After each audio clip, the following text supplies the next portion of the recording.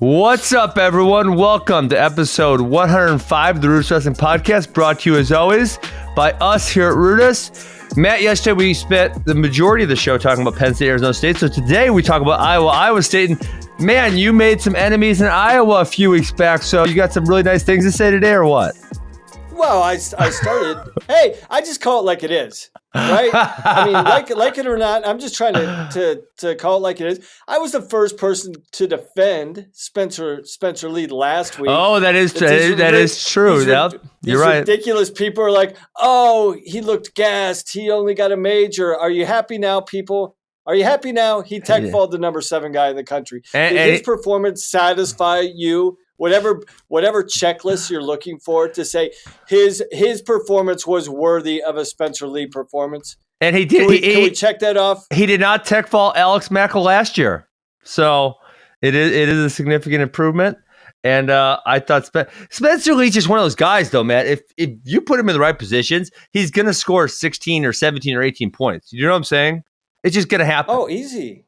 Yeah. And I think, when people see, hey, what's the other guy supposed to do? He's going to do everything he can not to let Spencer get to his position, because if he gets to that wrist, we've seen it too many times. It's over. It's end game, So guys not wrestling him, guys trying to avoid him, guys trying to frustrate him. I mean, that's for most guys. Outside of a handful of guys at 125, most guys have to do whatever they can to just avoid his positions. And even the best guys like McCall. Look at this. Number 7th guy in the country, an All-American. Hey, if he gets to it, he's going to get to it quick. He's going to end you quick too. Yeah. So, was it? Was it second period? I'm blanking right now. What period the tech fall was in? Yeah, it was relatively quick. I believe it was the second period. Okay. So, I'm gonna look it up. But yeah, I mean, I was the one again. Let's just. So you're saying you're saying you don't dislike Iowa? No, I respect the heck out of those guys. But if I disagree with them, I'm going to say I disagree with them. That's good. That's fair. Yeah. And my disagreement was probably more so with Ironman. Hey, let's be honest. That's true. If I had a 3-time All-American, if I was still coaching in college, Ben, and I had a 3-time All-American knocking on my door. Would I say no just because I just don't think it's the right thing to do? No, you'd say yes. I think I could rationalize whatever conversation, whatever argument in my head. So, yeah, of course I was going to take Jaden Ironman. My thing was more, and I don't even want to revisit this. My position was I fundamentally disagreed with how Ironman handled it, the decision to move, and the place to move to. All right. Well, we'll stay off that. But yeah, that was a hot button issue. A lot of Hawkeye fans took offense. And listen, I felt the vitriol of the Iowa Hawkeye community many times also. So I understand what you were going through. Okay, so Spencer Lee looks great. You did defend his honor last week. And made a good point. Austin DeSanto torches his opponent as well. Todd Small looked great doing it, I thought. Is that you agreed? And he does it in the best Austin DeSanto way, right? how would you describe him? He just does certain things like it is all around, man. I saw the warm-up. They put up 50. He's like, you can't take your eyes off him. There's this 15-second warm-up video that Flo put on, and it's just like I was watching. I was about to start my private lesson on Sunday with a couple kids, and I see it, and I'm like, oh my god, he runs, he twists, he flips, he jumps, he starts kicking his hands, he's flipping his arms around. It's just like there's just something about him that is so watchable. I can't even put my finger on it. He leapfrogs his opponents. You can't script anything he does. So you almost like you got to say it's just the authentic version of himself. Yeah. It's hard to identify because none of us operate in that realm, and so it's just like it's entertainment. Yes, it's streaming entertainment. You don't know what you're going to get. Literally, you don't know what you're going to get outside of this guy wrestling like a complete banshee, and leaving people in his wake. That is what you are going to get. He is going to wrestle his butt off every single time. Okay, 141. So I'm kind of confused. Okay, so we saw Gavin Teasdale. We've had the Hawkeyes talking about him. So it appears DeSanto is at 41. There was rumors that he was going up. Teasdale was going to fill in at 33. You also had Max Murin, who he wrestled last week, I believe. So I can't recall where he wrestled, but he did wrestle last week. And then who's the other guy I'm forgetting about, Matt? That was an NCAA qualifier at this weight. There's one more I'm forgetting about. But anyway, so the guy who ends up in the match is Carter Happel, who's never started a match for them. Paul Glynn was the other guy I was thinking of, who was NCAA qualifier also a few years back. And Carter Happel's the one that ends up the match, and he wrestles Ian Parker really well, loses in overtime. But would you say as a coach, Matt, would you say now it's solidified DeSanto is going to go 133 pounds and someone else is going to fill in 141? Is that fair?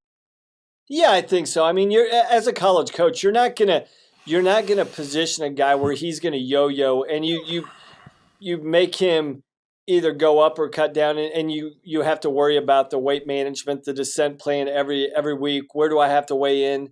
Like, I think you're just gonna go all in one way or the other. You're not gonna play this game of wait and see. I think at this point, they know for sure DeSanto, he's proven at 133. Yes. They know what they're going to get. They know how he's going to perform. Vince Turk was the other guy I was forgetting about. He was also an NCAA qualifier. Man, they got NCAA qualifiers just sitting all over the place there around that weight class. Everywhere. But then I'm thinking, and then, based upon what Teasdale is looking like, and again, we have a very small sample size. Yeah, did he get beat by a D3 guy last week? Yes, he did. But he hasn't competed in quite some time. Someone said he was supposed to wrestle at Lindenwood this weekend, but I don't remember. I kind of looked through the results. Yeah, I glossed over him. I don't recall seeing his name. I'm going to search and see if he did wrestle there. Yeah, I didn't see anything there, and maybe that's I don't know. But I would think if you're looking for sure things, right? Yeah. And I think if you're Iowa, and at this point. And I've got this at the bottom of our notes, Ben, but at this point, there's a clear separation in the tournament rankings between the top two teams and everybody else. Correct. Yes. Right? 100%. I mean, it's not even close. I mean, we're talking about, 75 points are separating, or the projected separation. You're right. It's really far. Yeah, it's really far. So it looks like right now, we're talking in December, end of November, a two-man team race at the NCAA tournament. I mean, Matt, I can't really foresee a scenario in which it's anything but that. I mean, it's like you look at all the other teams, it's like, who could someone, one of these teams had to plug in 2 or 3 more good guys to move that far up. So it's just like, I feel like it's a foregone conclusion that at this point it's Iowa, Penn State 1 and 2, and then everyone else fighting for 3rd and 4th. So before we move on from the 33 discussion, I would say, when you're evaluating your team, even this far out from March in the NCAA tournament, you're trying to project where your guaranteed points are. Not the possibility of points, but guaranteed points. Yes. And we know pretty much for a fact what we're going to get out of Spencer Lee within range, right? The same thing with Austin DeSanto. Yes. Can we say that for Teasdale right now? No. Or could we say that for DeSanto up at 41? No. So I mean, I feel like he does well, but yeah, you're right. It's not guaranteed at all. Yeah, I think he would do pretty close to what he would do at 33, up at 41. But do we know that? No, we don't. Yeah, we do know we get what we're going to get out of Austin DeSanto and the points we anticipate he's going to score at 133. So I would say if I'm the coaches at Iowa, let's look at my guaranteed points, and then how do we cultivate and manufacture points at the other weights where we're not as strong, right? Yeah. Okay, so just another update. Teasdale did not wrestle at the Lindenwood Open. Vince Turk won, but at 149 pounds. So he's bumped up to 149, so I don't think he's an option at 141 for them. So I guess we'll have to figure out what the deal with Max Murin, because I swear Max Murin wrestled 2 weeks ago at somewhere. I'm gonna Google. I'm gonna search this real quick here. Max Murin. Okay. Dang it! Freaking track search feature stinks. You can search names and they don't pop up. All right, I got it. Max Murin. He wrestled at the Luther College Open at 141 pounds. He wins his first match by pin and then medical forfeits. Okay. Interesting. All right. Okay. 149 pounds. Lugo, Deegan. That was a crazy match. So, Matt, I'm doing my private lesson on the one side, and some of the parents we have a big glass window, right? And some of the parents have the match on. So I am peeking over, right, periodically. And I saw Deegan with him on his back. And then I watched how it happened. I'm like, wow, that's crazy. And I didn't realize he was on top, right? Because I'm not in the room. So he's on top. He gets called for locked hands, and they take all of his points away. But he damn near decked him. It was hilarious. Yeah, you know what? So what was your take on that? I mean, was it the correct call? I mean, it seemed like so. If he was on top, to me, right? That's what I was saying. Yeah, then it's definitely the correct call. But I didn't know that, right? I thought I'm thinking, what the hell are they protesting? I don't know what that looks clear to me. 4 back points, yeah, okay, that's what happened. But yeah, so he's on top. So yeah, definitely locked hands. I thought it was funny that the way that Pat Lugo went over there. I could not believe Deegan was able to generate enough momentum to roll him through and then end up on top with the grapevine like he did. Like, that was really bizarre to me. Yeah, that was crazy. Obviously, it wiped off the board. And then really, I feel like Deegan almost had that takedown right at the buzzer. And I feel like he was there. I think he kind of messed up the scramble. Otherwise, he had him, which would have tied it up and sent that match into overtime. So I think that'll always be a good match between those guys. They've wrestled, is that their 4th time, I think? Yeah, and it's a similar match every single time, right? Relatively low scoring. Yes. I mean, that's kind of consistent with who Lugo is. And obviously Deegan has terrible baseline defense, you would say, good in the scrambles. So Lugo gets on the legs. So there is a decent amount of engagement there every time. It's just can Deegan execute on the scrambles, or is Lugo going to finish clean? Yeah, I mean, it just seems like this is a match. It always comes down to one situation. Yes. There's very little margin of error. So I don't know. I don't think Lugo, from what we can see, is probably not going to ever change his approach. But I guess if I were to look to Deegan, maybe if I saw him again, maybe I would try a different tack, because it seems like kind of the same match every single time. Yes. And it's kind of like a coin toss. So, and I think that's with Lugo's skill set. I think he's kind of limited in the sense like he can't do anything else. I mean, this is kind of the style and the execution strategy he's got to wrestle with.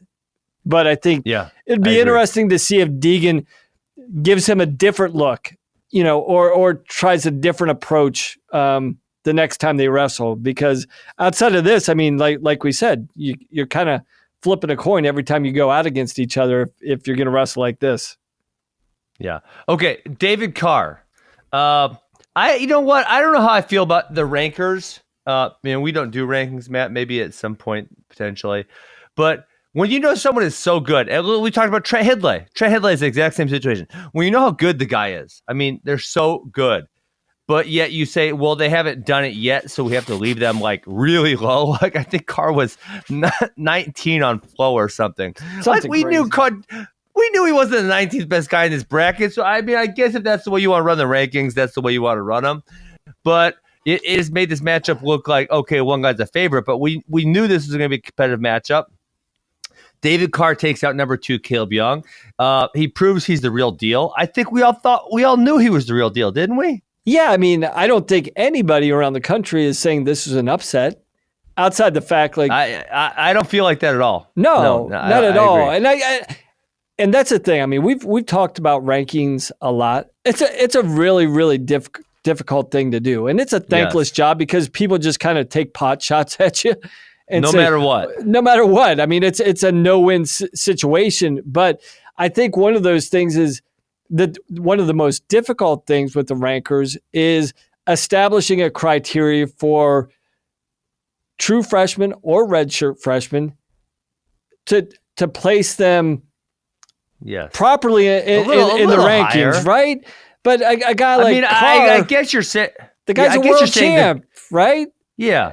I mean, I guess you say it's just a month, right, or whatever, right? But between the time they do the preseason rankings, I think that would probably be their argument. Well, it's just a month. He's going to be in there soon enough, I mean, right? That would make sense. Like, I guess it's fair enough. Yeah, and I think they do.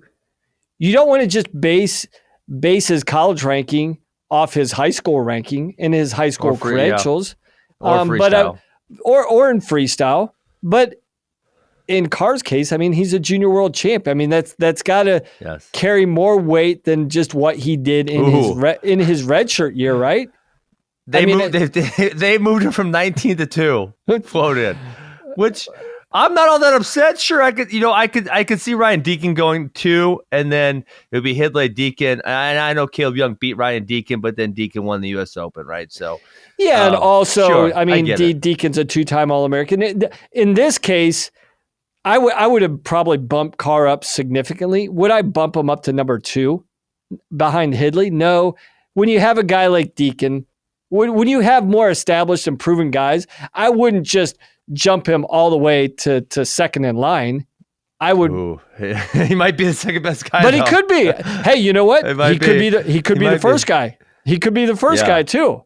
Yeah, I mean that's true. I mean, hey, if he beats Hidlay, it's an upset, but I'm not all that shocked either.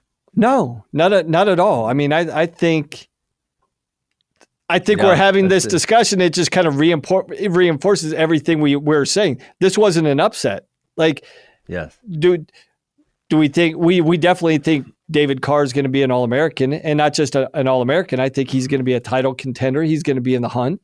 So yeah, I mean, this conjecture about where he should be, it doesn't really matter as long as he's in the range.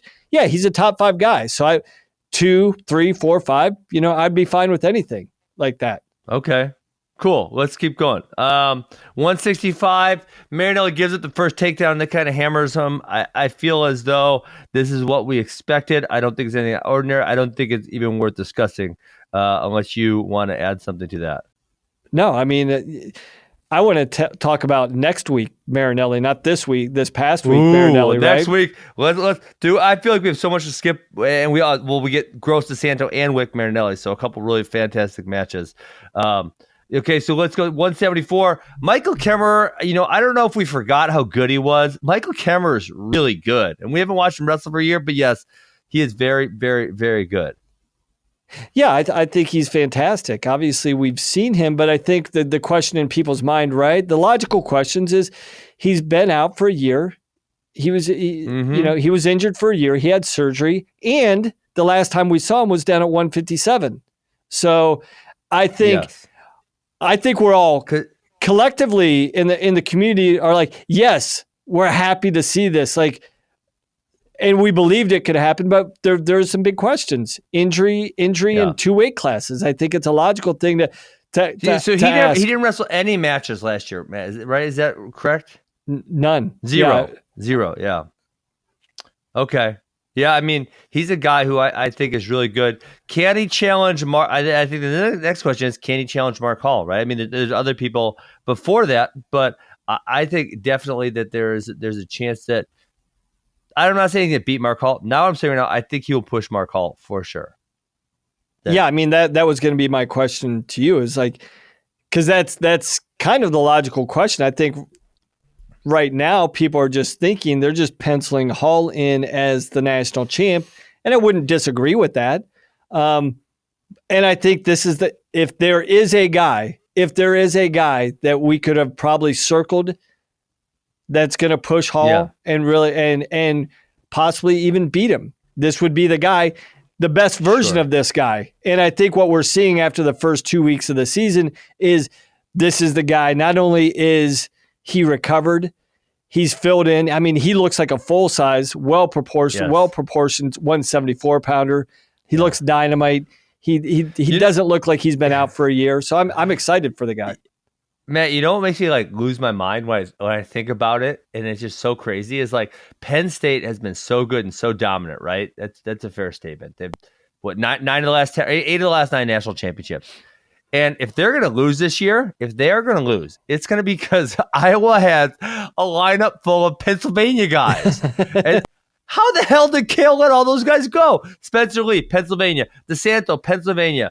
Murin, Pennsylvania. Caleb Young, Pennsylvania. Michael Kemmerer, Pennsylvania. Like, they're 8 and 9. I mean, they're an all-time program. But how'd you didn't let one of those guys go or two? You let 5 of those guys go to your biggest enemy. Like, well, no. Let's preface that.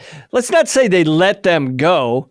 I mean, they got recruited. I don't know. What do you want? No. What? Look who they already had in their lineup when these guys were being recruited, right? Like, okay, well, kids are you going to say all these guys? Are you going to say Spencer Lee? And this is just conjecture. Like, but Cael's a magician. Of these guys, convince them to sit on the bench. Convince one of them to sit on the bench. He's convinced plenty of people to sit on the bench. How many more people do you want to? I mean, he's got the Michael. If I'm Cael, I want Michael Kemmer and Spencer Lee on my bench if they have to. He's got a top 10 team in backups. You want him to have a top 10 team with the backup to his number 3 guy? How far do you want his depth to actually go? Because his depth has been pretty impressive. I don't want him to have Spencer Lee, Michael Kemmer go to effing Iowa. I'll tell you that much. That's what I want to do. I know, but when you're recruiting the guys that you're recruiting, and you've got the guys that are in your lineup and actively competing for you've got to know, like, there's a possibility I'm going to lose these guys. I'm going to recruit them. Matt, think about this. Iowa, if Iowa beats Penn State, they're going to do it with 5 guys from Pennsylvania who are going to score 80% of their points. That's effing mind-blowing. It's crazy. Mind-blowing. I mean, it's definitely crazy. Yes. But I think about how many points. Matt, take those 5 Pennsylvania guys. Lee, DeSanto, Murin, Young, Kemmer. How many points are those 5 going to score in NCAAs this year? Just by themselves. At least 80, right? At least 80. Let's see. I'll go 25, 20. We'll go low end for Murin. That's 5. That's 50. I'll go 10 for Young. That's 60. I think 20 for Kemmer is probably fair. Yeah, 80 points. That's probably fair. 8. I mean, that gets you second place. Those 5 get you second place in NCAAs all the time, and they all came from your home state. Yeah. Oh man. Actually, let's get into this, Ben. Let's dig down even more though, and this might give cause for this pipeline that we're seeing between Pennsylvania. How many of these guys are young gun guys? All off the top of your head, all of them, right? Sorry, except DeSanto. DeSanto, yeah, correct. Right. Yes. But young guns they've got young guns in. I mean, young guns. Obviously, I'm a big fan of Jody and John Strittmatter. I think they're the best club in the country. That's who I'm chasing in my mind with AWA. But Nolf, obviously, Nolf is a young gun. Joseph Vincenzo's a young gun, right? So they've had a lot of guys at Penn State also. So it's not like, it's not like they don't have anyone. It's not like the Strittmatters have something against Penn State. No, it's not like they have a stop sign up at Young Guns saying, Yeah. I mean, Jody's obviously from Iowa or, went to school his last 2 years in Iowa. So obviously there is a relationship there, but there's also a relationship with Penn State. But I think there's this,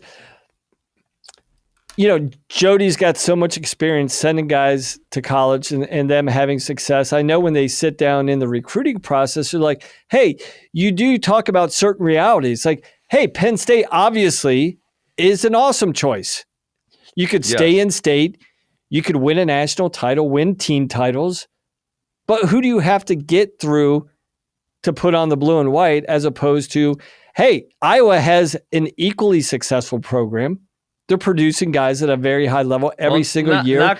Not quite equally. Not lately, but historically, that would be the argument that, okay, well, it's a more viable option there for you to be a 5-year contributor, 4-year starter, as opposed to what you would have to go through. And I don't think any of these guys were scared of anybody in Penn State's room. Okay, I would have said, Nolf and Joseph, you go down to that damn Young Guns room, take this piece of paper with you, and you don't leave till Kemmer or Lee sign it. That's you're not coming back. Yeah, you don't come back unless you come back with those 2 guys, right? And this paper signed. Yeah. Send the NLI, yeah.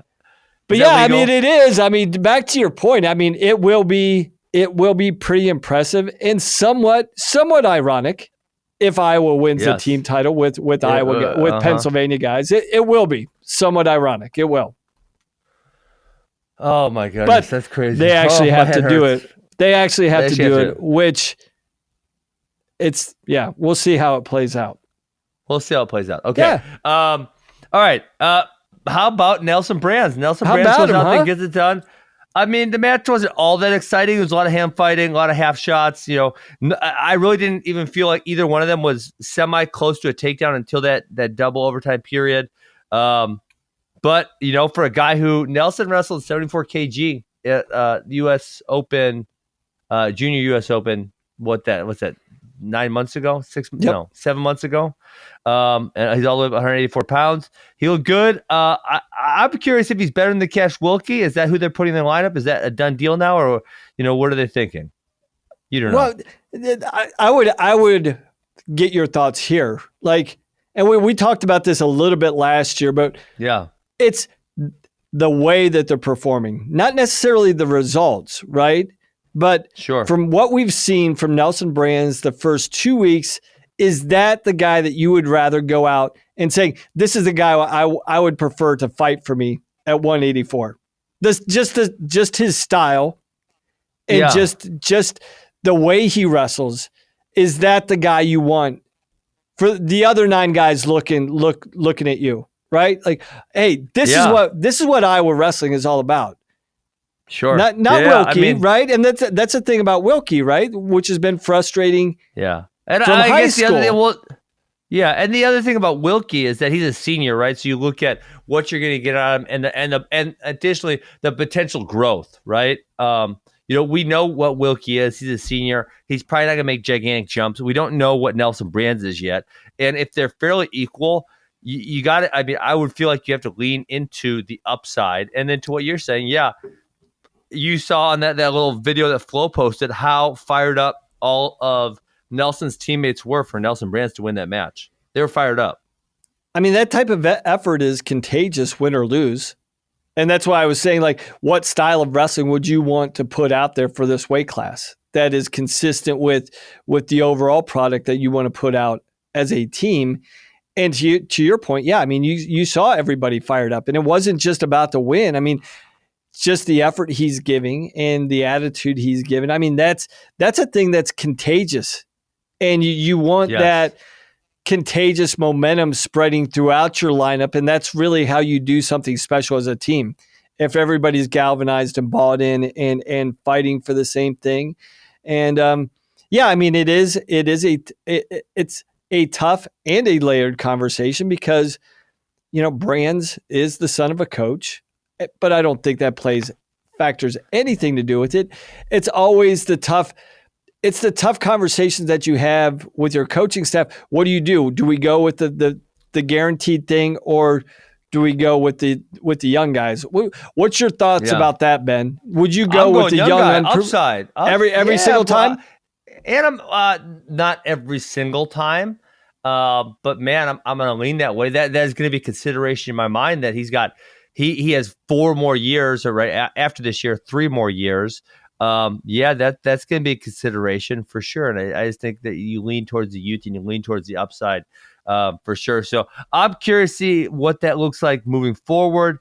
Obviously, Iowa versus Wisconsin this weekend. Wisconsin's got Johnny Sebastian, Princeton, Midland's. I'm assuming probably where it's determined because they'll both Wilkie and Nelson Brands, I would assume, wrestle in the same bracket. But to your point, if all things are relatively equal, in your mind, you would go with the young guy pretty much 9 times out of 10. Yep, yes. I agree. If all other things are equal, yes, definitely the young guy. Okay, 97 in heavyweight. Go as planned. Iowa huge favorites. Warner, Cassiope.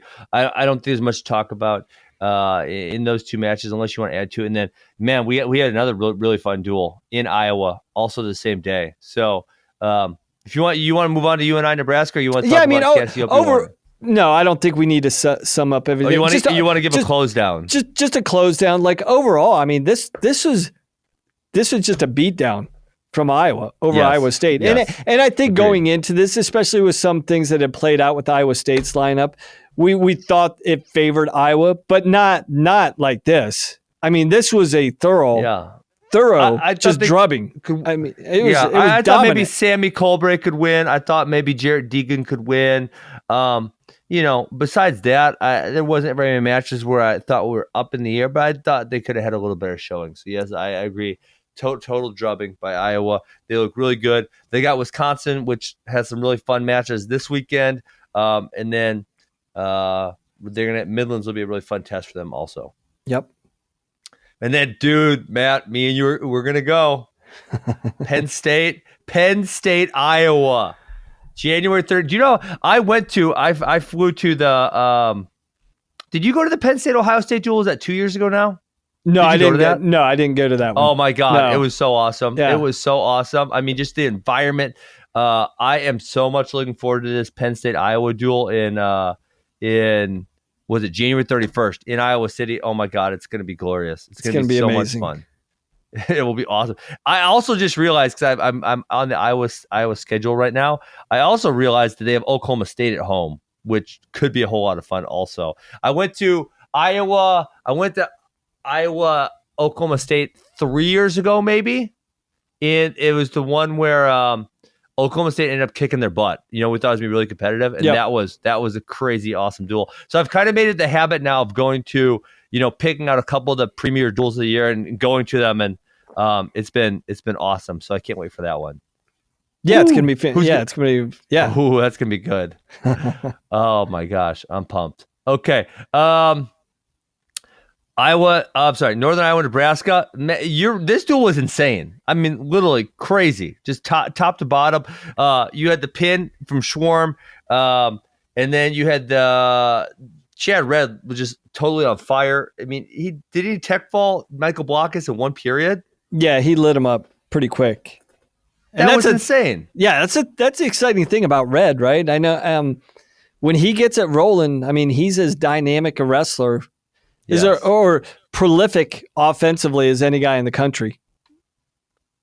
Yeah, I mean, dude, he scored. Yeah, I'm trying to remember what time in the first period it was. Oh, okay, I looked up. It was 2 minutes. He scored 18 points on Michael Block. So Michael Block he's a freshman. He's not very well known. He's a really tough kid. Scored 18 points in 2 minutes. That's holy crap. Pretty impressive. Really impressive. Really impressive. Right? Yes. Uh-huh. So do you want to break down yeah, I guess there's go ahead. I was going Colin Puritan over Max Thompson. That's something I don't want to sound like a bad guy here, but I didn't think very highly of Colin Puritan. I thought very highly of Max Thompson. So to see that match go the other way, that was kind of mind blowing to me. I mean, that was a consistent thing throughout this duel, right? Is the unexpected results. Seriously. Like every higher ranked guy lost in this match. If there was a ranking, if they were both ranked, both ranked, the lower ranked guy won every single one of these, which is crazy rare to think about. And three out of those four, there was 4 of these matchups. 3 out of the 4 went to you and I, which I thought was really impressive because Nebraska, because it looked on paper. I mean, if you just go on matchups and rankings, it's a runaway from Nebraska. If you're just doing it on paper before the match, because Thompson lost, right? No, I'm saying on paper, Ben, before the duel, it looked like if you just went straight matchups on paper before the duel, it heavily favored Nebraska. Okay, that's fair. Yeah, I agree. Sorry, I'm a dumbass. And then the Peyton Robb match was crazy. Body locks and pins him right away. Isaiah White wins, and then Steyer Labriola was boring, and then the next match was Lujan Vens. We brought that up yesterday. That was an awesome match. Ooh, I mean, well, I guess awesome if you're cheering for Taylor Lujan, which I was. I know him. I like him. He just looked so good. I mean, and we saw Vens go 8-7 with Zahid Valencia 2 weeks ago, I believe. Man, awesome for Taylor Lujan. What did he boost up to? Probably second or third rank in the country right now. I mean, if they're consistent with what they did at 57, you would think he would jump to number 3 guaranteed, if not number 2. Because you could put Hidlay at number 2. Or Hidlay's probably going number 2 because he beat 2 and 3. Yeah, they go. Beat 2 and 3. No, they bumped him down. What? It goes. I mean, I guess it kind of makes sense. Because they go. Well, they moved Benz all the way down to number 9. They go Hidlay, Deprez, Darmstadt, Lujan. I can live with that. And then they put Nelson Brands all the way to number 6. I can live with that. I'm okay. Benz 3 to 9 though. I don't. Flo had him 7 before. Okay. I mean, I guess he did an All-American last year. I guess the exciting thing is there seems to be a bit more to the discussion at 184 than we originally thought, even 2 weeks ago. Yes. Yeah. I mean, as far as possible guys that would push, not beat, but at least push Valencia.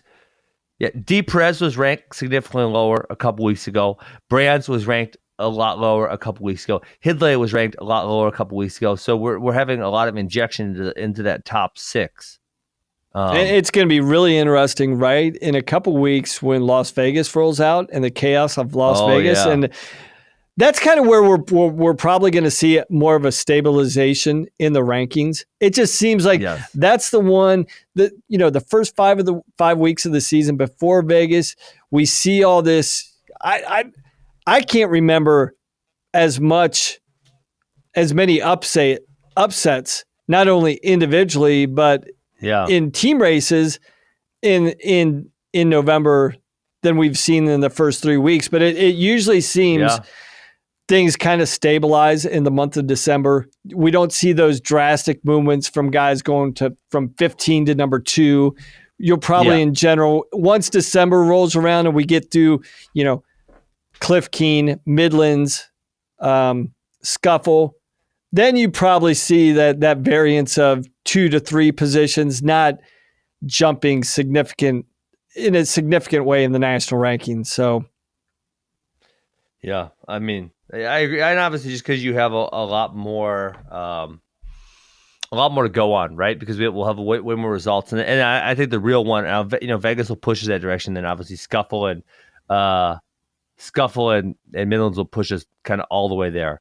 Okay, I want to go to Wisconsin UVU. So one of the interesting things was Taylor Mott was pulled out of Olympic red shirt, and Gross kind of did a number on him a little bit. I believe the final score was 13-5. I think was the final score. I'm sorry, 11-3. I was off. And Seth Gross looks fantastic, dominant on top. I think he had, I don't know, three or 4 minutes of riding time, something like that. Now, I feel like. Yeah, let me get your thought here, Ben. Okay, go. From a coaching perspective, I get it.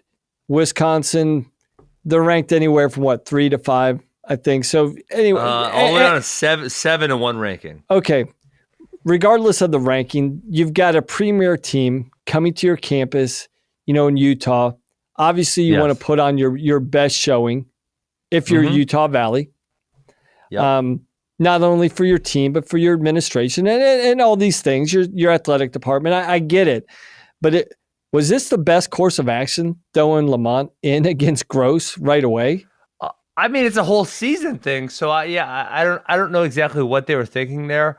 I don't know what prompted him coming out of Olympic red shirt. And so I'm gonna withhold comment because I don't know why they did that. I'm just saying, what would you do? What would your thoughts be in this situation? Like grand scheme, when you're thinking about the grand scheme, the picture that's formalizing in March. Yeah, was this the right move? Because they thought here's maybe what they were thinking. Seth Gross didn't look great the first couple weeks of the season in a few of those matches. Yeah, and I think a lot of it had to do he shrunk himself for the NYC, but he looks great at the NYC. So maybe they're thinking, okay, we can go out and wrestle a tight match, maybe sneak one in on Seth Gross early in the season here. But Seth now has kind of put on a little extra size, and now I feel like he's just steamrolling, and now we get to see him versus Austin DeSanto this weekend, which I think is going to be totally awesome. So yeah, maybe that's what they were thinking. I'm not really sure what angle they were taking, and I'd have to know their coach a little better before I had a better perspective. Yeah, I think, and it's one of those coaching decisions. It's never easy. But yeah, I kind of scratch my head, especially this is, you're pulling him out and throwing him out right away against Seth Gross. Yeah, and I get what you said based upon how Seth looked the first couple weeks. But I think there was reason. We know what that reason was, and I think it would have been a different thought process. And again, you have a better insight to this than I do. What is Gross's what's his runway throughout the season now? Is he just going to go, since he won and he's qualified for the Olympic trials now? Yeah. Is he just going to stay and wrestle at 133 the rest of the year? I don't believe he's going to wrestle again, freestyle again till the Olympic trials. I don't. Okay. Think. So yeah, that's good. I'm excited because that would have been. I mean, if I'm Utah Valley's coach and say Gross didn't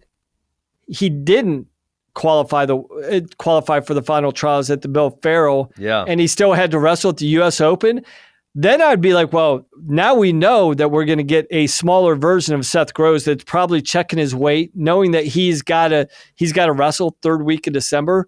So I know I'm probably not going to get a full-size 133 Seth Gross if I'm Lamont. Sure. And that's true. I didn't think about that. I don't know.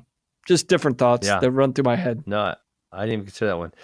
Matt, the heavyweight match, I told you to watch the last 30 seconds of overtime. This was some good-ass wrestling by some heavyweights, Matt. That was awesome, that last scramble. Both guys did some really, really good things. And what do you got to say for heavyweights? Why do you got to say for heavyweight? That was just good wrestling, right? It was good wrestling. You're right. I'm wrong. And what I saw was that Utah Valley guy was gassed out at the end of overtime, and they knew that there was no way that challenge was getting overturned. So they threw the block to get him some rest. He's able to go through overtime. But man, when Trent got that escape in the first double overtime period, that guy was like, "Oh shoot, I'm so tired." Trent double legs him to his back, pins him. And now, they moved Trent all the way up to number 3 ranked in the country. So that was a pretty fantastic result there. That's a huge win for him. And I know you've worked. I know you've worked with Hilger a lot, so that's got to be exciting for you to see. But I mean, it looked like as soon as Hilger got the escape, the Utah Valley guy just kind of gave it up. Like, all right, seriously, I'm done. I'm done. Yes. One thing I messaged Trent. One thing I see out of him is he's just really, he's a freshman last year, but as a sophomore, he's really just developed into a really strong leader for the team. And I know that's obviously, you ran college programs, man. There's nothing better than having a couple of good, strong leaders on your team. That goes so far. Really happy that he's developing that way also. Well, I think it's so critical, especially when a new coach takes over a program. You really want to establish your culture. And it's really refreshing that, and usually culture is the hardest thing to turn around. That's the hardest thing to finally establish. I mean, you've got your philosophy, you've got your techniques, you've got your system that you want to implement. And that's really a tangible thing for guys to buy into. Mm-hmm. But, the culture thing, especially if you've been around a program more than a year, you've become accustomed to doing things a certain way. And so I'm sure Bono's, that's got to be one of the things that he's really, really excited about, is like how quickly guys are jumping on board with his culture and the way he wants it done. And especially when you have, a guy like Hilger who's young, but also established as far as his credibility on the team goes. When you have a guy like that's young, that's buying in, man, that makes your job a heck of a lot easier as a coach. Yes, it's awesome. And I agree totally. Okay. Hey, I want to just say one thing here. I don't even want to discuss it because I you know what? I didn't click over yet to our doc, and I just clicked over it. And there's something I want to hit on. Matt, on Flo's rankings right now, damn Papa Bads. Iowa, Penn State are way out there. How crazy is this? Nebraska is at 56.5 in third place. UNI is in 48 points in ninth place. So we're talking between the third place team and the ninth place team. There's 8 points separating them. That is so insane. I mean, those guys are going to be in a dogfight all year long. I mean, that's wild. Again, this is why the NCAA tournament's the greatest wrestling event in the world. Agreed. I mean, when you have people talking about, and I get it, and I love dual meets, and I love the excitement that it brings to the sport. I'm just saying, how exciting is Matt, this? Hold this thought. I want to have almost a full episode discussion on this next week. I know there's not that much wrestling. Save it. Okay. I'm going to go after you. I disagree with you. Okay. Although I do love the NCAA tournament. Me and you are going to have a fight next week. Then I love it. I love it.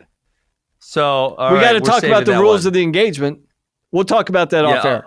Okay. Yeah, we'll talk about that off air. You define it, and we'll talk about that. Okay. Let's talk about this. We might even be overtime already. I'm not sure. Russia, possible ban from the Olympics. Good. Kick them out. I hope you feel the same way. They should. Right? They should. They were too chicken in 2016. And you know what Russia said? Oh, you guys are too chicken. We're just going to keep on cheating. Deal with it. Yeah, because if you look, and it's not just in the sport of wrestling, if you look it's across everywhere. the board, it was like a one-year reprieve across the board for Olympic sports where Russia wasn't that competitive. And all of a sudden, a year later, they're back to dominating the majority of Olympic sports. Like, I mean, we saw that in wrestling this year, you know, and again, that's a couple months ago. But if you look at men's, like Greco and women's, geez. Yes. So I mean, there was a small reprieve. You'd think they got off it, and then they just said, "Nah, we ain't getting off it that long, bro. We're back on. Let's go." What are your thoughts about this? About the situational entrance of individual Russian athletes in the Olympics, or do you think they should all be banned? What's your position there? I have mixed feelings because when something, and here's where. This is where when people don't want to believe it, like, oh, I don't believe that. There's a lot of people in the wrestling community who don't want to let themselves believe that Russia and all Russians are actually cheating. It's like, it's state sanctioned. Literally, Vladimir Putin. If you watch the movie Icarus, Vladimir freaking Putin is implicated in that. He cares. He wants Russia to win. It's state sanctioned. It's mandatory that you dope. It's been outlined. I'm not even mad. I'm not even making guesses here. This has been said. This is documented. This is done. And so, yes, they are all cheating. And that's the thing, Ben. Oh, wait. Sorry, I didn't make my point. I'm a dummy. I didn't make my point. So my point is, I don't know whether I should feel as though, well, the athletes are cheating or the athletes are being forced to cheat. Therefore, they shouldn't be punished, but the country should be punished. I have a tough time with that. Wait a second. Come on now. What? Well, listen, if the Russian boss man's got a gun on my head and says, listen, take these steroids, and I'm a Russian, I'm going to take the steroids so I don't get shot. True, but you're still making the choice to take them, right? Well, and I get it. You don't have a choice. My point would probably be on the opposite side. It's like, hey, even if some of these athletes come up clean, they're not really clean if it's a state-sanctioned initiative by the Russian government. That means they're all doing it. It's just some are doing it better than others and not getting caught. So even if they pass a test, if it's a state-sanctioned initiative by the government, that means everyone's doing it. So they're all dirty and they should all be banned. But what if they're forced to be? What if they're forced to do it? So that's where I struggle with. If they're forced to do it, I could say punish Russia and let them compete still. Maybe let them compete and have USADA test them because USADA, I don't believe is Ben, even if they're doing it against their will, they're gaining a competitive advantage. But they're being forced. But that's still the thing. I don't totally disagree with you. I kind of do disagree. I kind of do, and I kind of don't. Like, I have very mixed feelings about this. But it's like this, Ben. I'm like, I don't believe in this. I have to cheat. They're forcing me to get a competitive advantage. I don't want to do it. That's the easiest argument in the world to make. I don't want to do this. They're forcing me. And by forcing me, I'm getting better. But they actually are forcing you. But it's not like the college team where the kids go out drinking and you're like, yeah, but you were drinking too. You're in trouble. And they're like, yeah, but my buddies were forcing me to. And the buddies weren't really forcing them to. No, in this case, the Russian government is actually legitimately forcing them to. I know, but do you ever hear one of these former Russian or former Soviet athletes after the fact apologizing for their gold medal? Like, I cheated. I was dirty. I really don't feel right about this. Have you ever heard this from any Russian athlete? No. So how bad do they actually feel? How bad do they actually feel for quote unquote being forced to take PEDs? Well, but if they said something like that, they'd probably be in a whole lot of trouble. If you know what I'm saying. I'm saying at this point, we have former Soviet athletes and former Russian athletes that are free from the Russian government that are in America or throughout the world. We should get Have you ever heard of any of them saying, that's what I'm saying, like after the fact, like, hey, I was dirty. I didn't feel good about my performance. I know I won a gold medal. I know I set a world record. Well, I mean, I've never heard one Russian athlete ever be remiss about their gold medal. The woman who started all this. Yeah, the woman who started all this. The woman who was the track athlete, right? The woman who started all this did feel guilty and she wanted to get off of it. I'm blanking on her name. It was the woman who started all the investigation into Russia. Yeah, I'm blanking on her name as well. But I'm trying to Google it real fast. I'm just saying, how bad did they actually feel? Yeah. I don't know how bad they actually felt. We'd have to interview a few of them to see how they felt about it. You know, they feel bad when they get caught, and that's when they want to say, "Oh, I was forced to do this." We don't know. I don't want to put thoughts in their head. Maybe they do feel guilty when they're taking it. Maybe. I don't know. Well, I do hope Russia gets kicked out. I do hope Russia gets kicked out in 2020. It's not enough to psychosomatically reduce their competitive level. They may feel bad about it, but they're still performing the heck out of whatever their individual sport is. Hey, Matt, is this the Women's World Championships or what is it? 96 medals. No, this is men's, women's, and okay, I'm Googling the 2017 World Championships, and it has Russia all the way down in 14th place over all three men's, women's, and Greco. That can't be right, can it? Could that be right? I think they had a really bad surely performance. They could not have done that bad, could they? They were really, really bad 2 years ago. Well, they had zero. This is 27. Yeah, 2 years ago. They had zero world champions in 2017. Zero. Yeah, and let's fast forward 2019. What are the results? Okay, so men's, women's, and Greco, they had zero world champions over all three in 17. In 17. Okay, let me look. Fast forward to 19. Because they're back on for sure. I agree. Okay, 2017 they have, let's see, 1, 2, 3, 4, 5, 6, 7.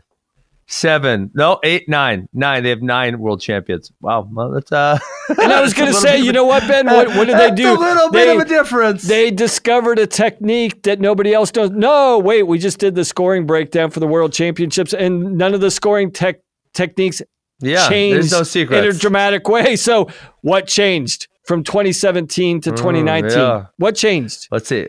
1. Hold on, I'm still counting. 2, 3, 4. 5. So they have 14 in the world finals in 2019. Wow. Yeah. Wow. I don't know what to say, Matt. I'm perplexed at this point. I did not realize it was that drastic. So to this point, I mean, that looks like rampant abuse. So wow, I didn't realize it was. Did you realize it was such a big difference? Yes. Wow, I didn't realize it. Now, I'm like, I mean, and I realized it was like a small difference, but I didn't realize it was a gigantic difference. It's a seismic shift. So that's crazy. To my point. It's like there should be. I mean, it shouldn't be a situational ban for certain athletes. Like this looks like gross. Yes, bad. I agree. Bad. So all right, let's end the show on that. Yeah, let's end it on that. Okay. I did read this article, Matt. There's another meeting on December 9th where it sounds like they'll determine the fate. So we have, I don't know what, 2.5 weeks to wait and see what the result is. 2 weeks. Yeah, it'll be interesting. Oh, all right. Okay, well, that was fun. That's it from us. We will see you guys next time. All right, sounds good. Happy Thanksgiving. I forgot that. Happy Thanksgiving to everybody. All right, peace.